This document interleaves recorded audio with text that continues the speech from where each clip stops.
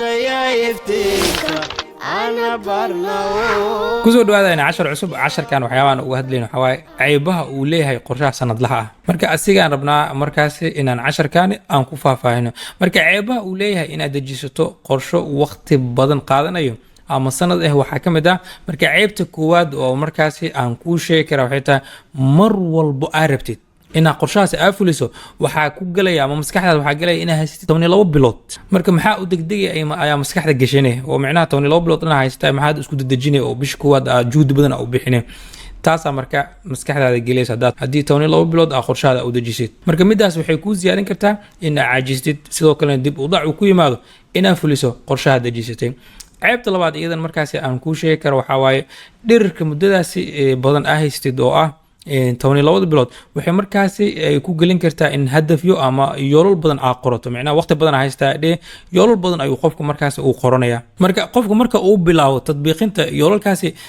markaas uu ogaana xaqiiqda dhabta ah wuxuuna dareemaa in fulinteeda ay adag tahay midaasna marka waxay kugu kalifay inaan niyad jabto ilaan qorshihii badan qorshaysatay aad degsatay ma fulin kartid ayaa maskaxdaada gelayso marka taasna waxa waa ceebta labaad aan kuu sheegi karo ceebta saddexaad aan kuu sheegi karno waxa waa mar walba muddada wax qorshaysanaysid haddaa ka dhigtid mid qaadanayso oo muddo dheer wuu yaraanayaa in qorshahaada markaasi gebi ahaanba aad si saxsan u fulaysid marka saddexdan cilad ama saddexdan ceeb waaweyn ayay leedahay haddii aad go'aansato in qorshahaada markaas aad u fulaysid hab 12 bilood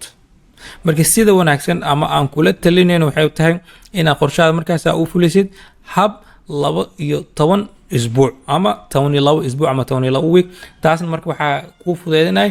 buugaani oo aan ku talgalan ama aan ku soo naqshadayna oo hadda haysatiin ama hadda u baahan tahay aad soo dalban kartid marka saddexdaada bilood sidaan hore aan kugu soo sheegay 3 bilood kaliya u baahan tahay laazim aan janaay ina ka bilaawdo laazim aan ina ka bilaawdo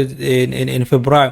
meesha hartida ka bilaawi kartaa kaliya waxa xisaabsanaysaa waxay tahay 12 toddobaad oo micnaheedu u dhigmata 3 bilood hadaarta March April iyo May isku dhajin kartaa hadaarta waxa isku dhajin kartaa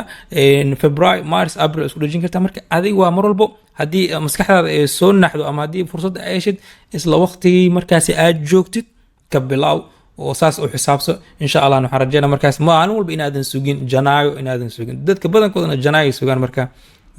taas waa isku la talinayn marka aad ma santeen 10 kan halaan u eega waxaan u gudbeynaa 10ka kale xigta oo aan kugu sheegi doono faa'iidooyinka ugu muhiimsan ee markaas ay leedahay in markaas qorshaada ka dhigtid 12 toddobaad sanadkiiba